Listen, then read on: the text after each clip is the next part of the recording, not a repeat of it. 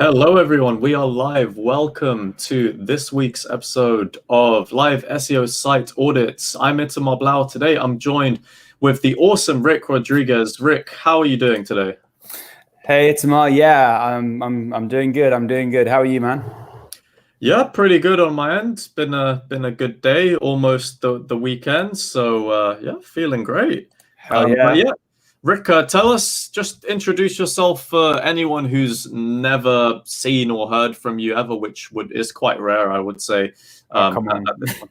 No, I think it's quite rare. But go ahead, Rick. Just introduce yourself for those who don't know you. Yeah. So, hey, everyone. My name is Rick Rodriguez. I'm head of search here at a company called Vashi. Vashi are a diamond jewelry company. And yeah, I've been in SEO quite some time, mostly agency side, worked for some big networks, worked for some small startups, and have also worked vendor side for a while as well, which is pretty cool. Great. I mean, the stuff you're doing now with, the diamonds and we had a little chat about this beforehand. It's pretty damn cool. I mean, and Rick, you're someone who loves search. Like, you love so many different things about search. I think that passion is what we need more of. I think in this industry, more passion like Rick would be great. And we've got Shiolep. Hello, welcome. Hey, Andy, good to see you once again. And yeah, we'll just let people kind of come in here. So if you've never been to this session before and you're watching, what we do is we'll get people from the live chat to suggest or put in some websites. So the way to do this is like this banner says here. So you just put the domain and then put a space and then put the top level domain. And then we'll just audit the site, give our thoughts about what can be improved, what we like, dislike about that particular site. So just pop in the websites. It can be yours, can be a competitor's as well. That's not a problem. We can take a look at anything pretty much. Hello, Paul Hogden. How are you doing today? Why is is your image showing up weird? It showed up weird for me. Don't know. Maybe it's a YouTube or Google thing. So Paul, you might have to change your Google thing, unless it's just me. Oh no, actually it's not. No, it is just me because I just see it on my other monitor. That's fine. But yeah, good to see you, Paul. And we do have a couple of sites that were already suggested beforehand. So whilst we give it maybe a minute or two for more people to come in, and we can get started on those. And just let us know where you're joining from today as well. That'll be quite interesting. As you know, people in England and the UK, the whole tiered system has started. So let us know what tier your area is in at the moment. That'll be quite funny to know.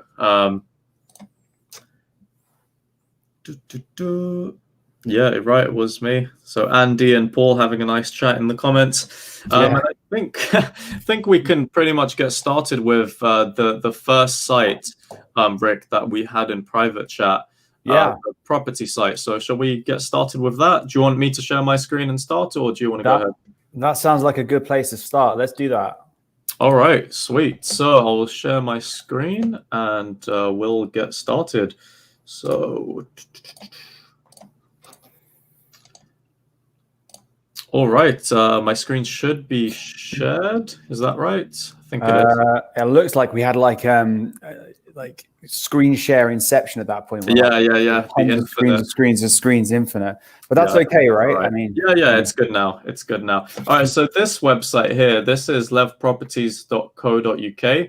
So it's obviously a property website, and you can search for properties to rent or to buy as well. So just looking at this, we've got some fair bit of content, I guess, on the homepage. The site, one thing I do notice right off the bat as well is that the site is quite dated. Obviously hasn't been touched in quite a few years, if the copyright is stuck at 2014. So that's obviously something that needs to be updated to freshen it up a bit. But in terms of right off the bat, let's just kind of see what the more important pages, these properties for rent. So let's just take a look at one of these, for instance. So So one thing I noticed is when you go to a property page, it looks like the metadata is like procedurally generated or dynamically generated, but it's pulling in the what let's call it the on page on site. I want to call it an H1, but I don't know if it is. I haven't checked at this point. But it looks like it's pulling in that element. So I'm on a page right now that's property/left-properties are developed. Like this page feels like it's all getting pulled in. So like straight off the bat, like I would create some sort of automated system to be writing something in. Like this feels very, very long. Like you'd want 2-bedroom flat pipe, Albany Street. And actually, if you look at the URL structure, they've got the name of the property, but it almost feels like they've got to rent and to let as combined, which is okay. But if they've got properties to rent and to let at the same time, then they might, like if it's the same property for both, which you see sometimes, that in itself has a challenge. I think there's a case of just simplifying what's in the titles and being more specific.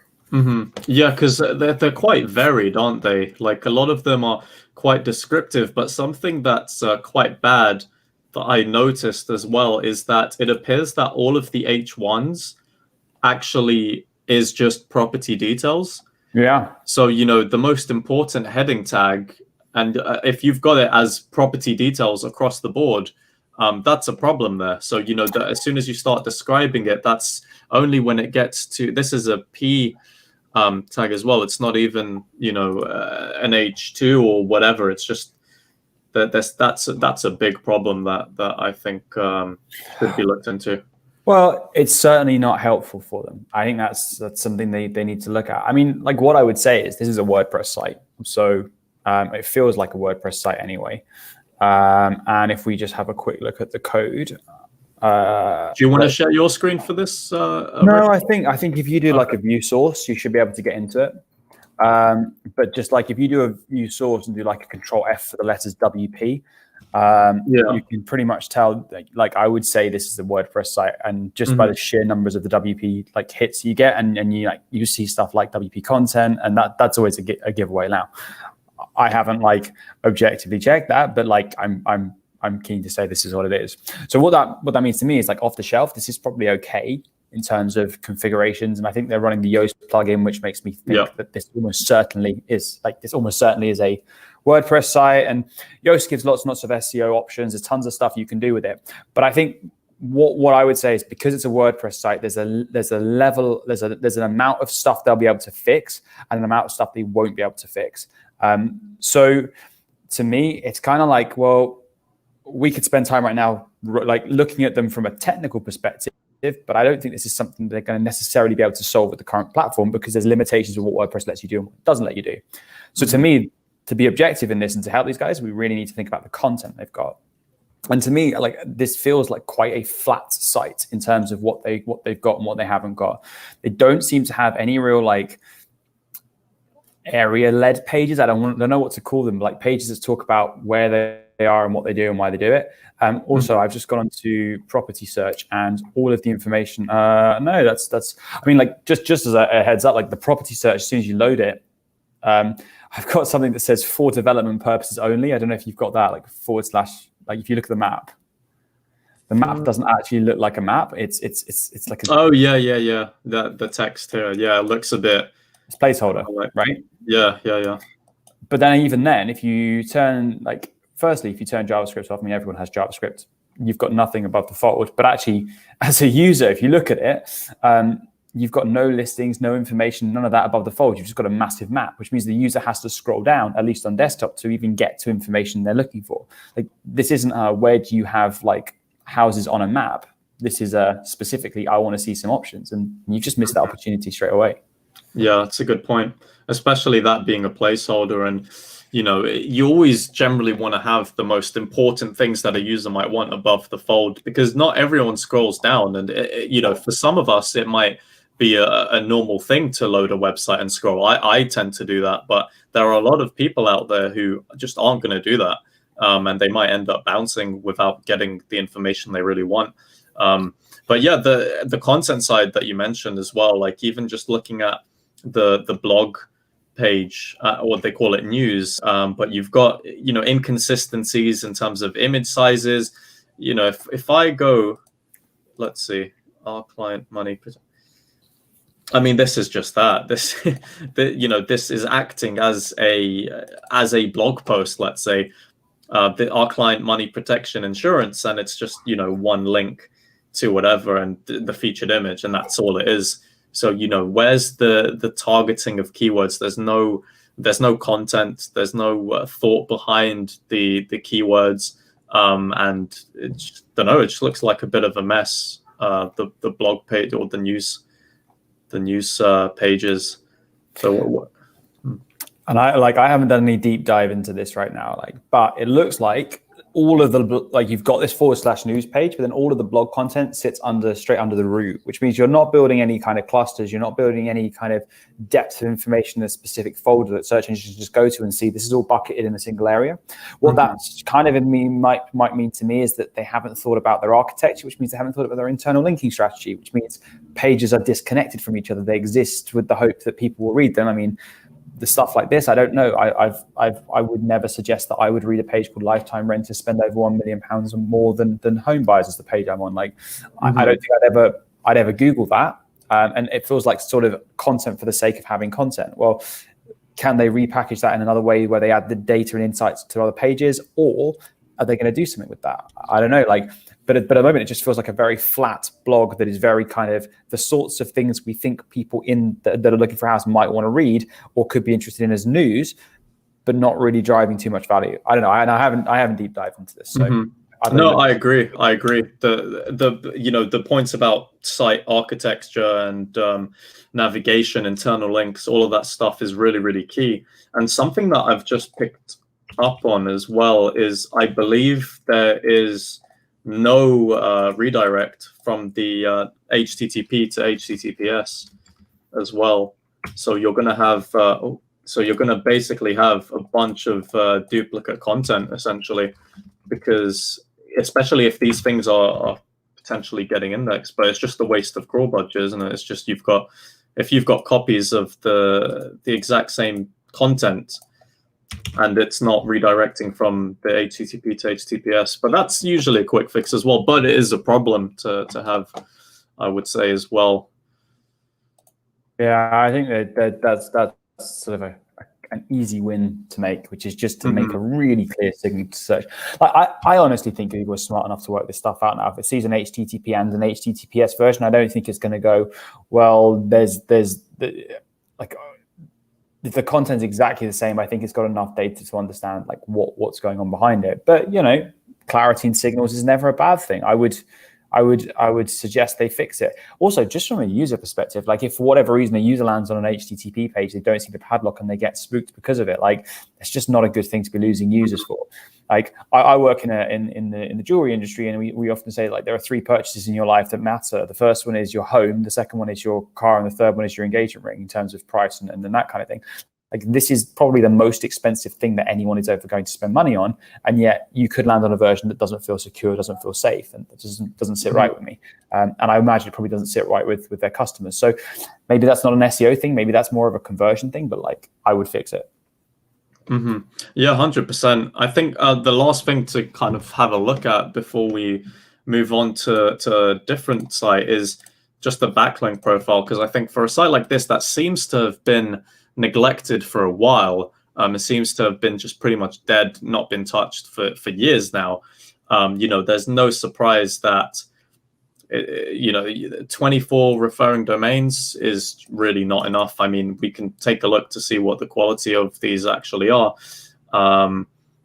And yeah, I mean, it's just not enough there. I mean, it's still ranking for 277 keywords, but I guarantee the majority of these aren't in page 1. There's no way. So yeah, only if ranking for the brand name, obviously it's important. They're still managing to do that, which is good. But other keywords some of them have decent search volumes, like room to rent in Hendon, for instance, being in position 20 for that. You just got to think of little on-page stuff potentially to do, or building some links if you can as well, especially to the homepage. And something else I want to look into is outgoing links, because if it isn't, right. So look at this. So they have 1,700 do follow links. These are probably going to be in the footer to whoever pick digital marketing is. And I've seen cases like that where usually I would say it's best to no follow these. They have it as do follow, but because of how old the site is, yeah, you see this site's it's been taken over. What used to be a digital marketing agency, I presume, has now been taken over into a different language that I don't understand, for like some FIFA. That looks like that domain's just expired and been bought. Like, yeah, I just think that's a bad place to be sending users to anywhere on the site anyway. Like, I don't know. I don't think having that link on your page is going to really make a big difference if you turn it on and off. Like, perhaps, but like directing someone to somewhere which doesn't feel like the page that's a problem anyway. Just for lots of reasons. 1,700 times apparently. It's on it'll be on every page, right? It's part of the template. Yeah, but I mean, even that in itself, and what if somebody clicks on that and gets spooked again? You know, it's well, exactly. Like you got to think of this. Someone is looking to buy a house. They've got to feel totally confident. You land on the homepage, and it looks broadly okay. Some lovely houses. It's for rent. You get that. You scroll down, you get bombarded with a bit of copy. You see some options. You go to this kind of property search place. You click the link because it goes blue, and immediately it tells you it can't load the page correctly. I know that's not what it says. It says it can't load Google Maps correctly, but as a user, you're like, well, that feels like the page is broken. So I go back for rent, for sale. It just doesn't like. I know we're talking about SEO here, but actually, to me, SEO, user experience, conversion, we're all kind of interlinked, and there are just generally, we were talking about this earlier, like generally common sense things to do.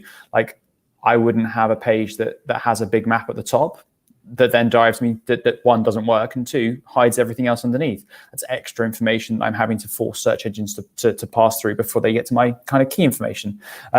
There's a few things here for sure. Yeah, I think it's, as a final bit of the site as well, and you bring the point about, SEO and being linked with UX, being linked with, CRO, and it's all like, why do people do SEO? It's not just to get a bunch of traffic, because is getting traffic gonna pay the bills? Most likely not, unless you've got tens of millions of users and you've put up a bunch of AdSense on it, ads on the site. But for most of these websites, they are trying to sell something, whether it's a product, whether it's a service, and you need to think about how you can make the user journey as smooth and as professional as it can be. And that's where I think the whole, the CRO UX, that's when it plays a big part, because it's all, it's all well and good to have great SEO per se, but if people don't have or feel like they can trust this brand, that they can trust this website, you're going to get you're going to get big problems there, because people might not, you'll be lacking the conviction for somebody who might want to potentially do business with you. So definitely a lot of things to point out for that site. I'm going to take a look, see what people have been saying. So yeah, Andy was mentioning about the SSL, WordPress with Yoast. Lots of good suggestions and stuff in the chat for sure. Yeah, I'm just reading up through it now. Yeah, so Paul was right. Tidying up elements, image side, delete Google Plus. Yeah, rip Google Plus. Consider Jet plugins, provide better SEP attributes and filters. Need to add optimize image plugin to WordPress automatically. Yeah, I think optimizing images, all the things that can make your site load faster. Optimizing images definitely is helpful. It depends on how many images you've got on the site. Definitely, use a plugin to save yourself a buttload of time, as opposed to kind of doing it manually. So yeah, really good suggestions. And yeah, I suppose we can move on to the next one, which was suggested by Andy, which is Simprove.com. So let's have a look at that, and I'll get that up right now and share my screen. And I did notice as well, we've got some other suggestions as well in the chat, which is great to see. So all right, I'll share my screen and let's get started. So Simprove. So this is a food supplement. So I'm guessing that Simprove is a food supplement. So that this site is probably more of a kind of like getting information about, what it is. So let's have a look here. So yeah, so it looks like it's one of these things that you buy over a course of. So I'm just on the buy. I just click buy now and get started today. So it feels like it's you do it over time. It's not something that you kind of buy as an FMCG purchase. You have to subscribe to like a month's worth or whatever. Yeah, you can do both, right? Single subscribe and save, but the single purchases as well. It's you buy it in packs anyway, so it kind of is like either a subscription where you get it automatically every month, or you just buy like a boatload in one go. Yeah. So that's what the product seems to be, and I think in terms of right off the bat things you could do. Like I look at the title tag for the homepage, right? So, there's so much opportunity there. You've got things such as food supplements, these certain keywords that you can add in there right off the bat. I think the look of the site is really nice. Like, in all honesty, I think the site really does look quite fresh. It kind of makes me, I don't know, does it give you a vibe of, I want food supplements? Because I think it kind of has that vibe for me, even though I'm probably not going to buy this product. But I just kind of like the way the site looks, in all honesty.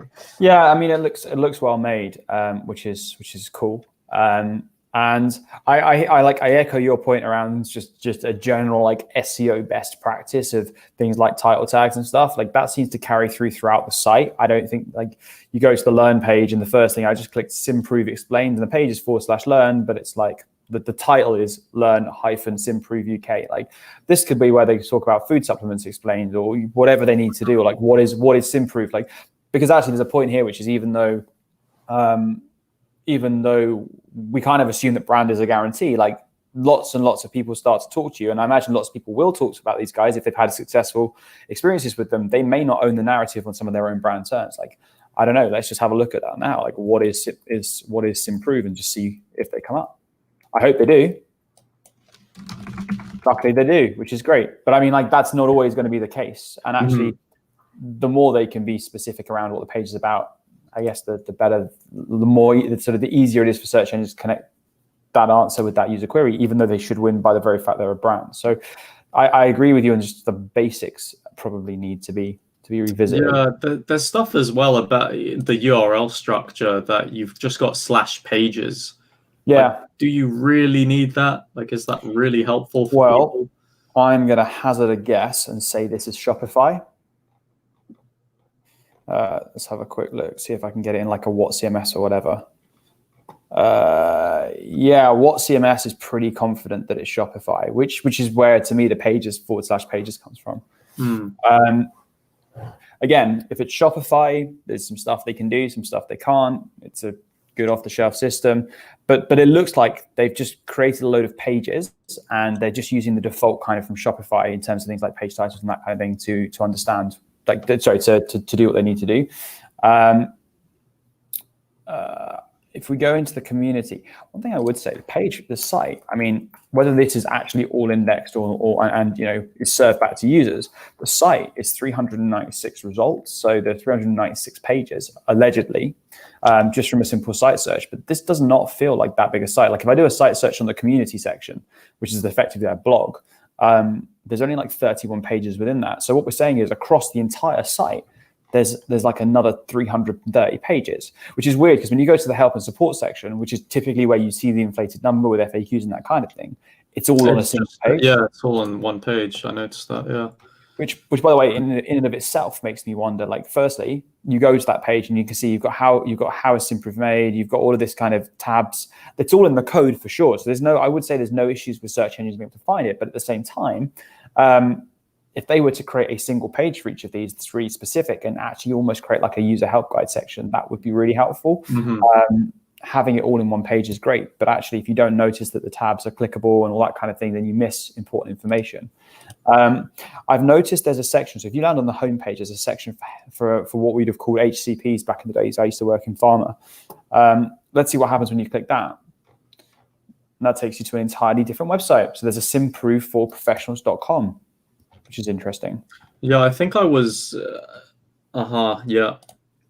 And like it should do, it checks whether you're an HCP. So if you have when you're a pharmaceutical product, you have a consumer website and a healthcare professional product site, and the HCP site can have loads more detail on it than the consumer site. But you have to self-authenticate. You have to say, yes, I am this, because then the liability, as far as I'm aware, it might be wrong here, shifts from the provider to the person that's then looking if they take bad advice or take different advice. Mm-hmm. But actually, if you look at this page, unsurprisingly, the site is not as good. The actual HCP site is not as good. I wonder how much of the information here is duplicated as well, and whether it's the same information across both. But to me, it feels really simple. Like there is a difference between the HCP, the kind of professional site, and the kind of slicker consumer site, which feels weird to me, because I would be expecting that the HCPs are the people recommending this to patients. So they're the target audience you want to reach for mass adoption, not necessarily the consumer themselves. So to me, this is the wrong way around. The consumer site needs to be I wouldn't expect to be as polished as the healthcare site. And yet, I don't know. They could have had maybe different people setting up the two different sites potentially. Who knows? I mean, it's that is an interesting thing to point out, and it definitely does look a lot more polished. This improved.com version of it as well. I think it'll be just interesting to see what the backlink profile looks like. I'll just check it out real quick. So, it's got a decent amount of referring domains, and it's getting this organic traffic level. It's probably more than this. Will probably be a lot more. I'd say probably 25K plus. For only ranking for just over 400 keywords, but obviously when you've got a search volume of 15,000 for Simprove, and they're getting a lot. So this is a well-known brand. That's what this tells me. So a lot of traffic they're getting essentially is either direct or from people just typing in their brand name. So it's just also thinking in terms of opportunities of how else can they, or how can they target different types of keywords, like the whole food supplement ones for the keywords that people don't know about this brand, they don't know about this product, other keywords that they could be typing in that you can potentially try and target, because that way you'll be able to really get lots more traffic towards your site. And I'm just trying, they do have some pretty good links that I saw, links from AOL. Their backlink profile looks quite good. They've got some newspapers, quite a few newspapers from the UK. So what this tells me is this is a really good brand, I'm not going to say good brand, just a well-known brand.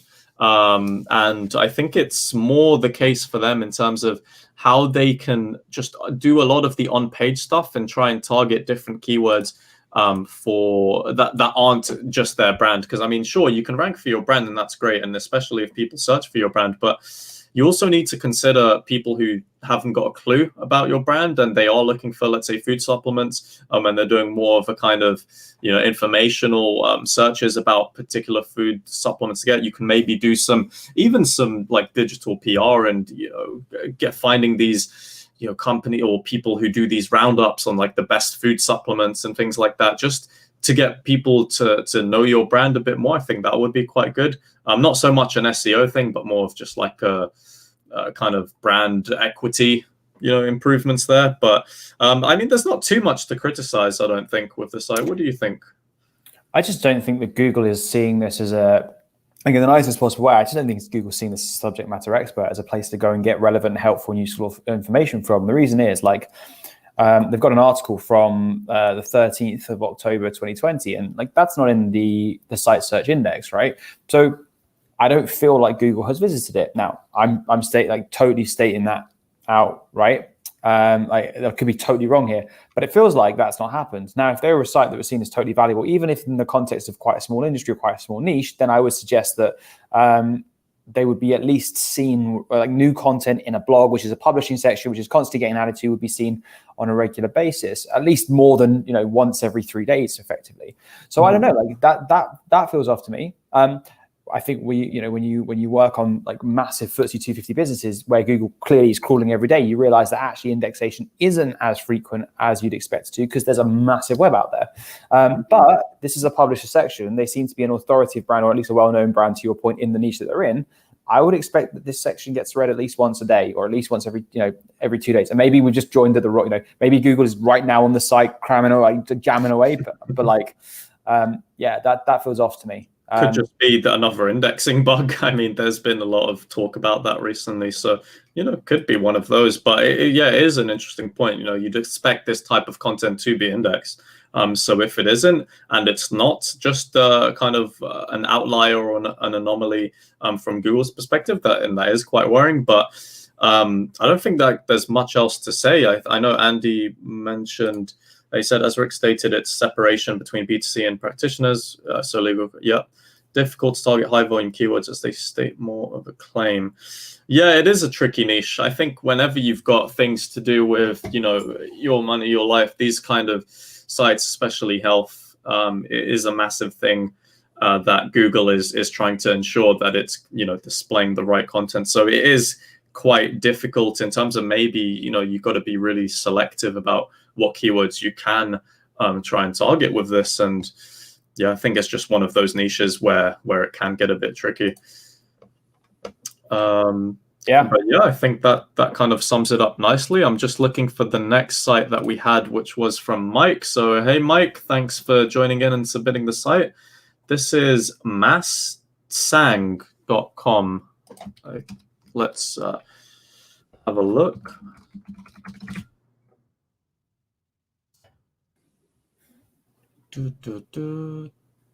Okie doke. So I've got it up. Let's share the screen. So looks like it's a criminal defense lawyer in Canada. All right. Yeah, I'm glad we got the same thing. Yep.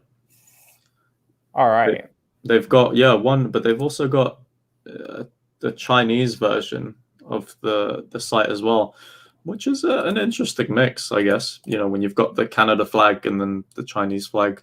It's not something I see usually when it comes to just like the only two flags options. But so Masssang, so barristers and solicitors. So yeah, criminal defense lawyers.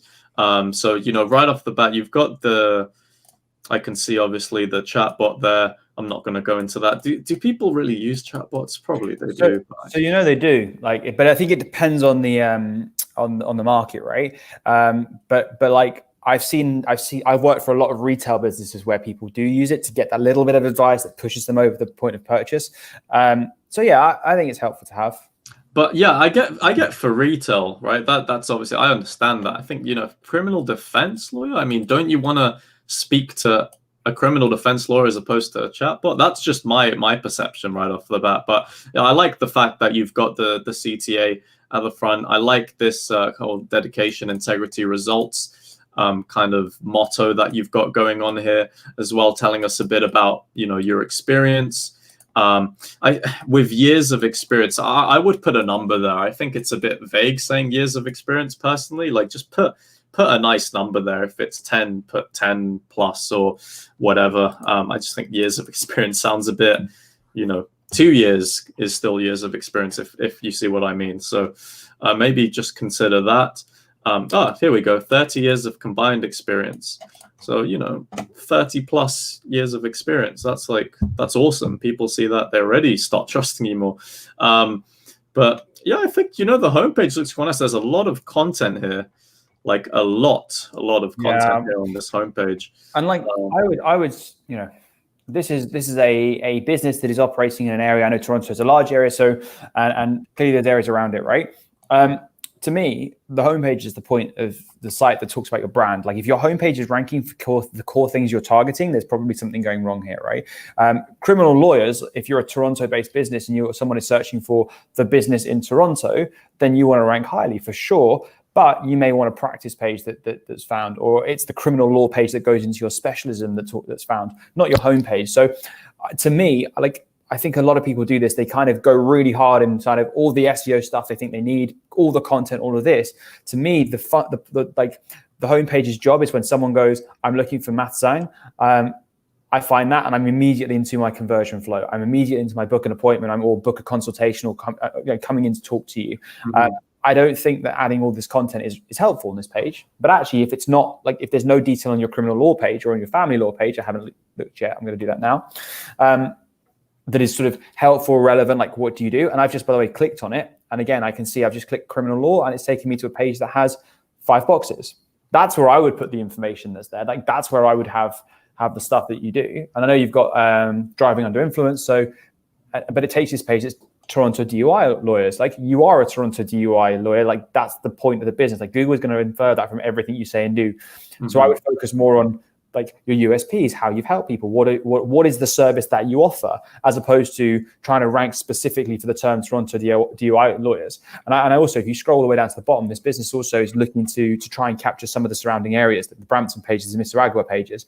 But the content's exactly the same. Like, Google's going to come to that and go, all right, I see that you're a thing. I see that you talk about Brampton, but, like, how do I know that your Brampton service is good? How do I know it's any different from your Toronto service? How do I know that there's actually, you are genuinely in Brampton, and as a result should be returned as the de facto source of information? Like, it kind of doesn't, because you kind of said the same thing.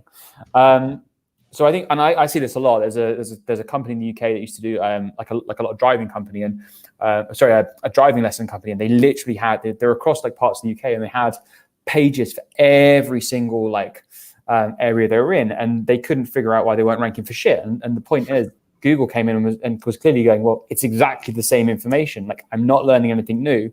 And actually, if you're providing me the same information for Brampton, for Mr. Agua, for Newmarket, etc., like, I can tell that you may or may not be in there by the very virtue of the fact that people aren't actually saying, aren't talking about you in there. And that can be perceived from the footprint that you create around your business. So I think, yeah, like, this may have worked a few years ago, and maybe it's still driving value for you today. Like, I'm just giving my opinion, but, like, I'd focus on, one, making sure that your pages that you talk about the services you offer are as well optimized around the services that you do. Like, have the detail, put people at ease, tell you how you can help, etc., etc. I'd have a page that talks about your practice, so the people that are in your practice, with pages for the people themselves. Like, you guys clearly have qualifications that are really important, and who you are is super important too. And happy customers and that kind of thing. And if you do have a practice in Brampton and you do have a practice in Newmarket, then you're actually then using, like, actual reviews of people or actual information from people that have been in there to help kind of give the impression you are there. Mm-hmm. Yeah, absolutely. Some really, really good points you touched upon there. I think, they do an okay job in terms of, like, their team. So having the individual people, the R team / and then the person, with some backstories, contact details. That's all stuff you want to see.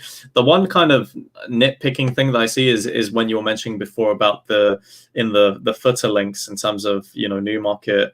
I can't pronounce whatever. I'm not going to try that, whatever that town city is. But if you look at the actual content and you put in, it's just, a cheap attempt at just trying to rank for, like, a criminal lawyer Brampton, criminal lawyer Brampton, DUI lawyers Brampton, DUI lawyer Brampton. It's just like, you just see that consistently across the different cities that they're targeting, and it's just, there's better ways that you can target these keywords as opposed to just, switching up some of the words and just swapping out the city, trying to target these specific keywords for these locations. So, it's one of those things where you need to probably provide evidence, I would say, as to, how have you helped people in that particular area? Are you able to include, for example, some videos or maybe some case studies or just things that you've done specifically in that region and get some testimonials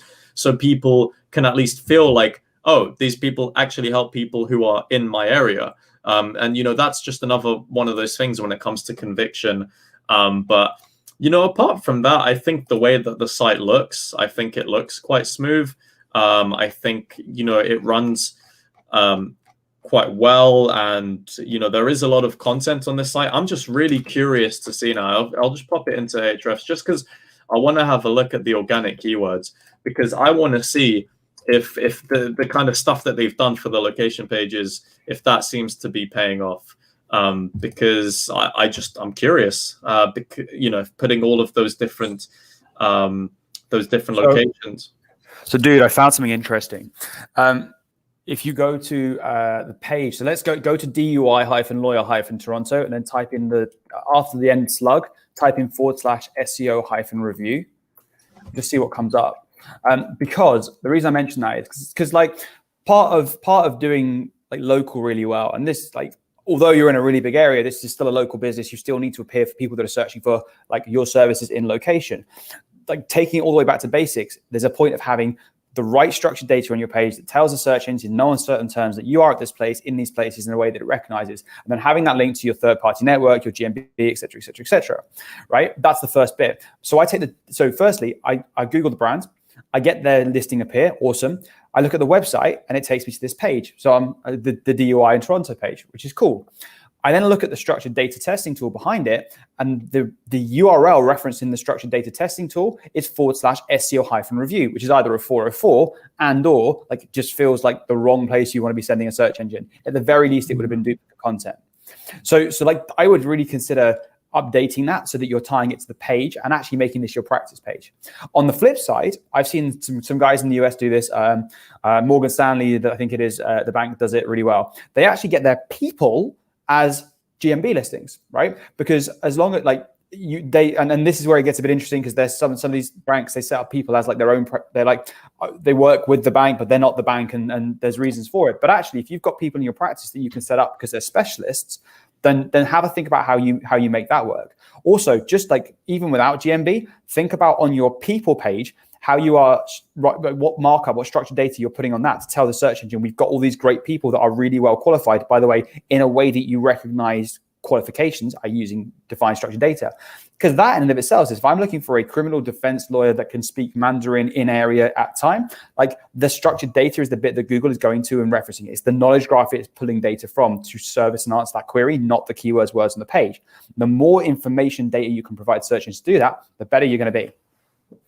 Yeah, I didn't look at the in terms of structured data testing tool, but obviously there are lots of opportunities to implement structured data, and obviously it's just used as a way to guide search engines because they're not perfect. You know, these are machines, so the more data and information that you can feed them, the easier it is for them to like you're mentioning, to recall and be able to understand more clearly about, you know, the expertise, the authoritative trustworthiness of particular, you know, entities or people or whatever it may be. So that's a really good point.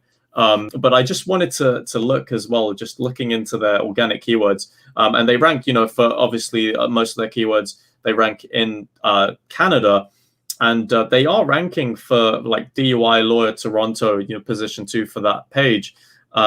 Interestingly enough, so yeah, I'm just trying to look. So there's not too much volume for Mas Tsang as, you know, the person, which is understandable. I guess you're going to have more traffic from people who are looking for you know, DUI lawyers in Toronto, whatever. It's just interesting because I couldn't find the actual the cities. Remember when we were looking at the kind of keywords that they were putting in the footer links for the cities, like DUI lawyer of Brampton, whatever. I couldn't find that. That's not there. So, you know, it's just showing that maybe it worked once upon a time, but, you know, consider updating that content, making it more relevant for that, you know, these cities specifically, as we were mentioning before. And also, like you were saying, Rick, correctly about, you know, include the structured data schema wherever possible, just to help search engines better understand what the whole context is behind these pages. Yeah, and like, look, this business has got 4.4 stars. They've got 97 reviews. Like, there's clearly people that like the business, and this isn't us being negative, you know, and trying to call them out. Like, this genuinely looks like a good business. I would just say that if you are a defense lawyer in Toronto, you really focus on being the best defense lawyer you can in Toronto from a search perspective. And then when you open your next practice, that's when you go for the next area. And that's because Google's getting to the point now where it's super, super smart. Like, it can tell what people want from the point that they say it. It can tell and understand that I'm in location, and typically people in location look for this. And it knows from the sort of the halo effect, the footprint around you, whether you genuinely are in these places or not, on a really kind of important and interesting level now. So yeah, like there's plenty of and I also think there's probably plenty of search to own in the Toronto area to start with, that by doubling down, by focusing hard on like that, you're going to gain it. You're going to gain more from it. 100%. And I'm just looking at some of the stuff that Andy's been adding to as well. So, demonstrating value and knowledge in blog posts, for instance.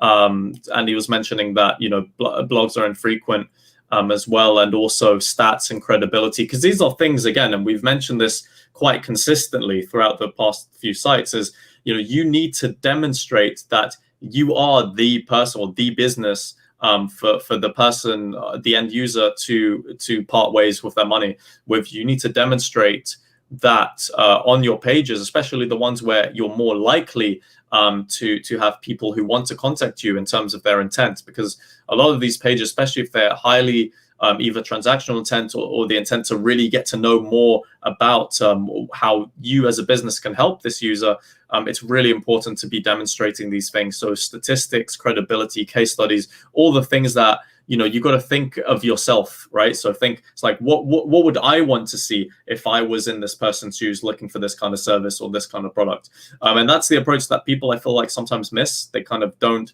see it from the other person's perspective, whether that's from the business owner to the end user or vice versa.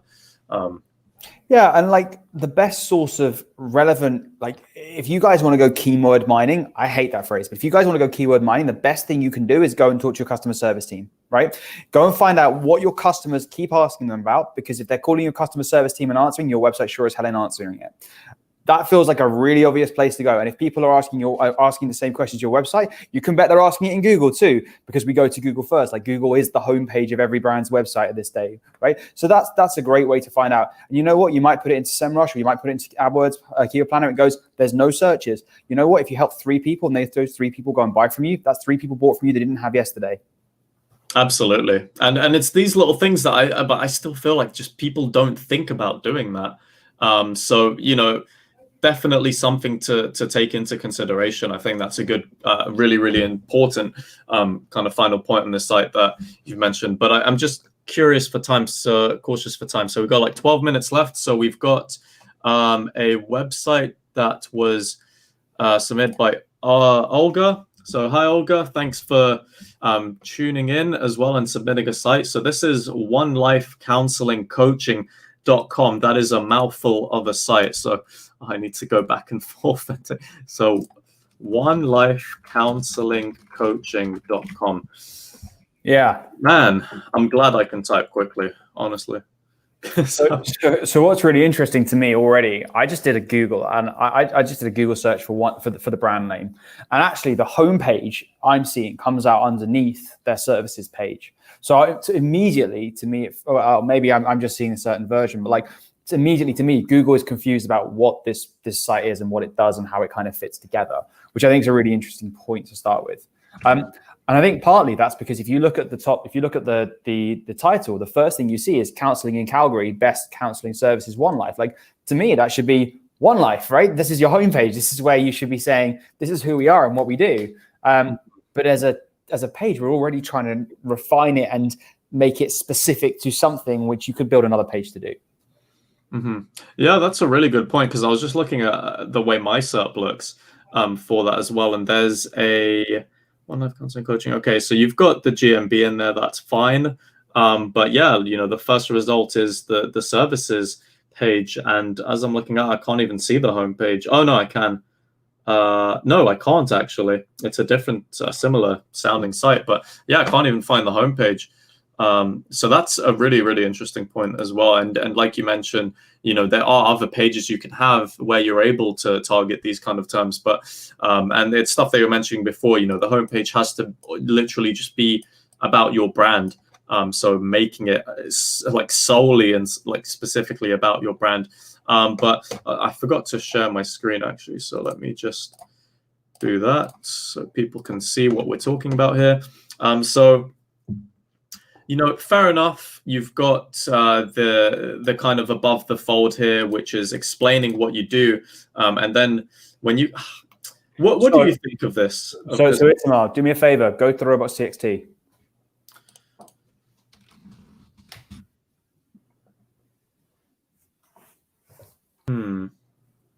So that feels, it feels like a block to me.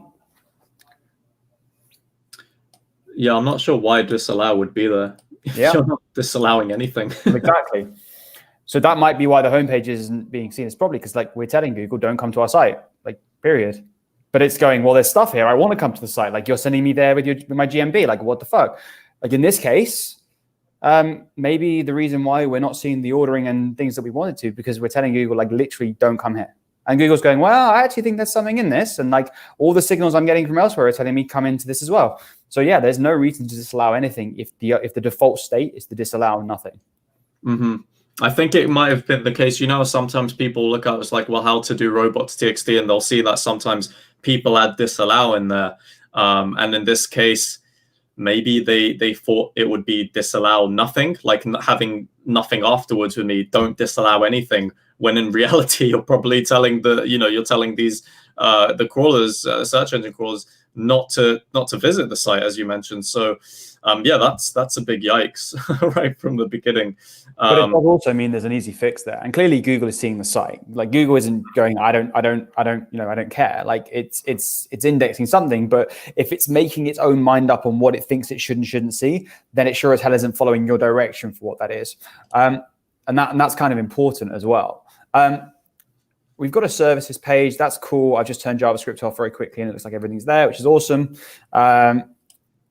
We've got a map. I've noticed that look at the address for on the homepage, for example, for the contact One Life Today.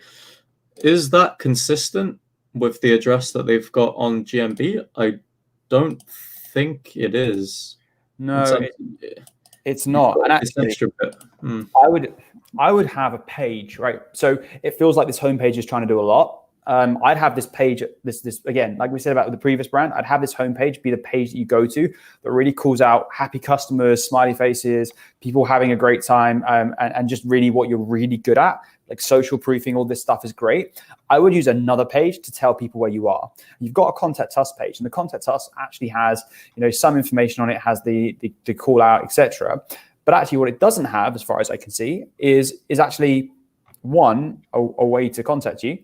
At least above the fold. Secondly, we don't have we have a load of like what you do, why work with this, etc. I have to scroll like quite far down before I even see a contact form. And it doesn't even it doesn't say, you can't see it visibly in terms of like, you've got the map here, sure, but people can't see the address unless exactly. And you've got to me, contact us is like contact us button and or email, depending on how you guys want to do it. But then on the right hand side of the page, right at the top, it's like here's where we are, because we're a business in I think this is in Calgary, right? We're a business there that exists, and you can come and see us. Like contact us. The best way to contact us is literally to come and see us. But we don't have that, other than there's there's a map, then and kind of like a white highlighted map marker on there. Yeah. But actually, then this page becomes your practice page, which means you can wrap markup around the page and start connecting that to your GMB. People that link from GMB can either come to your homepage or come here. It's entirely up to you. I've seen both work. I would always suggest to put through to location, but like that's just personal preference. I'm sure there'll be loads of people that say no. The difference is like, to me, as long as the markup matches and there's this kind of that sync and connection in Google's mind between everything, then you're golden. But like at this point, that doesn't feel like that is the case for me. I don't know. It's an interesting one. Yeah, it is. I feel like, it just looks like a bit of an inconsistency. And I think that's always a bad thing to do, especially when it comes to, the contact us where you are. If you've got one thing written down, this is where, the whole NAP becomes really important, especially if you've got, one thing on your GMB, another thing on your website. Out of any of the places where you've got citations, the GMB and the homepage and your website, the GMB and your website have to match. They just have to. I think that's. But then again, that is an easy fix to do. So that's something that you can change up quite quickly. Just looking to see. Well, I hate seeing this person all the time. I don't know about you. I don't know who this person is, but it's just like I feel like every page I go to, it's just the whole above the fold is literally the same featured in. I don't know if it's probably different text, but you don't need to do that. You don't have to make people scroll down. You think about how much space that is being used up here. It seems just a lot of like wasted space. The other thing, like you scroll down, so I'm on a page for one of their practitioners. psychotherapist. I'm scrolling down. I get lots of information around who this person is, and that's awesome, right? Tons of like proof points. This person has a degree. This person has training. This person is really, really good, and here's his credentials. Like, great, that's awesome, right? So positive. I'm not seeing any social proofing to start with. Like, no, here's an example of someone that's had a really, is a happy person that's had a great time with us and has found to solve their problems. We get types of support. Well, I would suggest that types of support is something you cover on your services pages, which, by the way, you already do. You then get an interview. It's only when I've scrolled down 3/4 of the page that I see a button that says book an appointment. Like, if my job on this page is to get someone interested in this person and get them to book, immediately I want to be calling that out sooner. And then I scroll down even further and I get down to like almost the bottom, I would say the bottom 1/8 of the page, and I get a contact form. And the contact form is name, phone address, reason for visit. And like, you have to give a load of information to be able to just get something back. Like, to me, there are tons of plugins and tons of things you could implement, which basically says, I'm this person, I want to talk to you. My reason for visit is one of the 4, 5, 6, 7 services you offer. And try and make this data capture easier. But even if you have this form and this is the way you do it, just like move it up, because you have to scroll the whole way down the page before you actually get a way to connect. There's an actual call to action. And like, I know we're in the business of helping people, and this is kind of what we want to do, but like, you also want to sell some appointments. You also want people to come in and speak to you. So moving that up the page just feels like a really no-brainer, easy way, even if it's just the section, just a slightly higher up point, for people to get to that and to find out how they can get in touch. And you could even have it as the above the fold, like, fair enough, this guy's appearing absolutely everywhere. But you could literally have a form that's here above the fold on the right-hand side of the page, potentially for each service page, where people can instantly give the details they need to as well. And that's something that I've seen on different websites. Some of them include it on their homepage, for instance. And I think that works really nicely as well, because, you get to the homepage, if you can see what this company does, great. You're already looking, especially if you're landing on a service page, you kind of already know what you're looking for. People, especially when it comes to counseling, these are things where you want to talk to people. So why not kind of push that right off the bat and say, here, fill out this form, and we'll have a talk. We'll have a free consultation, whatever it may be. So I think that as well, making it easier for people to access exactly what they're looking for is another thing here. So, we're not talking specifically about, the keywords and the content. It's more about, how are you able to satisfy this user? And I feel like one of the best ways to do that is making it easy for them to, in this case, to book a call and be able to speak with these counselors. Yeah, and like, I think one thing I would say of a lot of websites we've seen, particularly the last two, to a degree, the first one is like, there feels like a lot of effort to try and do SEO. And actually, the best thing these guys can do is just focus on what makes them an awesome business in the location. Like, Google is so smart now that it can see past SEO tricks. Now, I know a load of people are going to say, oh, no, but it's like stuff still works. Like, of course it does.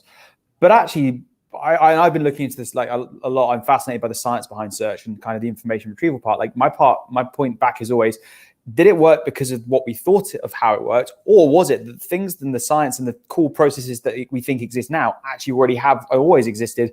And all we're saying is that things not working is just the machine's getting smarter. Like, who knows? But like, to me, the best thing you can do, and I've worked I worked at a business before where we spent lots of time with lots of businesses, lots of local businesses, and figuring out how to do well in specific areas. And like, the best way is to genuinely be a great business with lots of happy customers in the areas you want to be in. Like, there's no better way of doing it. If happy customers have a great experience, they leave you reviews. Reviews show social proofing. Reviews give the search engine data to ingest, shows them that you are there, you are trusted, etc. Reviews also mean that other customers come in and go, hey, I want to work with you. You get more happy customers. And they talk about it on blogs. They talk about it on social. They talk about it on the web as a whole. That gets you loads and loads more data signals. And then finally, you start to rank for none of your brand stuff and the other stuff you want to target. But it's a cascading effect. Mm-hmm. And you use the term digital footprint, which I really like. Use that term a lot, and I think it is one of those things where you can get other people to do that for you, essentially by making it easy for people to feel like they're enjoying their time on this website, that they have a good user experience. They can do all this building up a digital footprint for you, like you say. So leaving reviews, that's obviously a very important social proofing signal, as well as a signal to search engines. And specifically if you've got like the GMBs or you're listed on, Yelp, whatever, that's really, really important. And that's something that if you manage to get this whole aspect of UX right, and where things are on your site or on your pages, specifically making it easier for people to navigate, to access the information they're looking for, and to if in this case, like book a call with a counselor, then they can do that for you without you having to spend time and money sometimes as well, trying to build that up for yourself. So that's another really important thing. Yeah. And I've noticed, so Andy was saying he loves the UX of the site and the service pages. Paul was saying maybe add a person photo to replace the stock image. I would tend to agree. I mean, maybe, like, I don't know, like if that person is an actual counselor at this from the site, then fair enough. I think they are, but I think it feels like they've done kind of one professional photo shoot and I've got like a limited bank of assets and they're using the assets throughout. That's okay. But like in this case, if that is the case, maybe use a few more stock images where you think you can. But this is the thing, because Paul thought it was literally a stock image. I don't know, Paul, if you thought it was actually a counselor, but if people get the perception that this is just stock image, that's also a problem as well. So trying to at least maybe get your team to go out on another, a day out for a photo shoot and get some new pictures out of new photos to update on there. That might also help just freshen things up so things don't look too duplicated. Building more trust, as Andy's saying as well. So featured in section has links out to nowhere. Great chance to create high value backlinks. That's another really good point. And I think on that note, we're a couple minutes over the 1 hour slot, but that went by really quickly. And that's fun. We got to do this again. Rick, that was an absolute pleasure. You brought up some amazing points in this session. So thanks so much for your time. Thanks, obviously, everyone who was engaging in the comments and everyone else watching wherever you are. Hope you enjoyed this episode. Make sure to leave a like, rating, and subscribe. And also check Rick out. Follow him on social media. He's always posting some really interesting stuff. But yeah, we'll catch you in the next video. Take care. Thanks, everyone.